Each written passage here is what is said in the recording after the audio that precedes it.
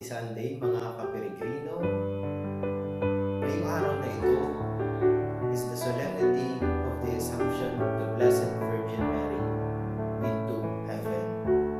Madalas na encounter natin ang salitang Assumption sa ating pagdarasal ng Santo Rosario, ang ikaapat na misteryo ng luwalhati, ang pagkaakyat sa langit sa mahal na Birhen Maria. Ang pinagkaiba nito sa ating Panginoong Hesukristo ay ang ating Panginoon ay umakyat sa langit at ang mahal na Birheng Maria na ina ng ating Panginoong Jesus ay iniakyat sa langit. Isang hiwaga ang bagay na ito sa ating pananampalataya. At ito ay ginawang ganap bilang isang dogma taong 1950 sa pamamagitan ni Pope Pius XII. Bago pa ito gawing dogma, matagal na itong kapistahan sa buong simbahan. Dahil naniniwala tayo sa ating pananampalataya na ang Birheng Maria ay Immaculada Concepcion. Ibig sabihin, siya ay pinaglihi ni Santa Ana sa kanyang sinapupunan bilang isang babae na hindi nagmana ng salang purihan. Kung mas pagagandahin pa natin, ay nanatili sa kanya yung grasya. At sa Gospel naman ni St. Luke, yun ang sinabi ng anghel na pupuno siya ng grasya.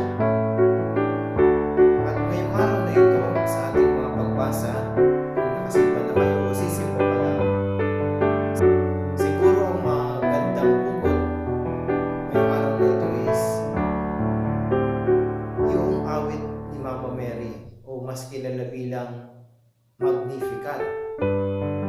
Ang puso ko'y nagpupuri sa Panginoon. At sa kahulihang part, sabi ni Mama Mary, itataas ng Diyos yung mga nasa ibaba. The lowly will be lifted up.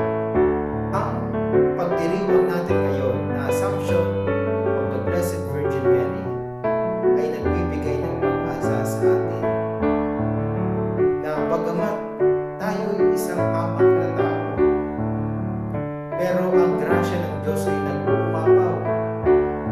Kaya si Mama Mary ay iniakyat sa langit. Kung ating pagninilayan, naging instrument si Mama Mary. And she also suffered with her son at the foot of the cross. At bilang ina, sa Book of Revelation, sinasabi doon na si Mama Mary ay nagdanas ng hirap sa panganganak. At yung pain na kanyang naranasan ay maaari nating i-connect sa ating buhay. Na si Maria ay hindi nalalayo sa ating karanasan. Dahil si Mama Mary ay isang hamak din na tao tulad natin. Ngunit dahil sa grasya ng Diyos na ipinagkaloob sa kanya, siya ay naging matatag kahit nakikita unti-unting namamatay ang kanyang anak sa krus.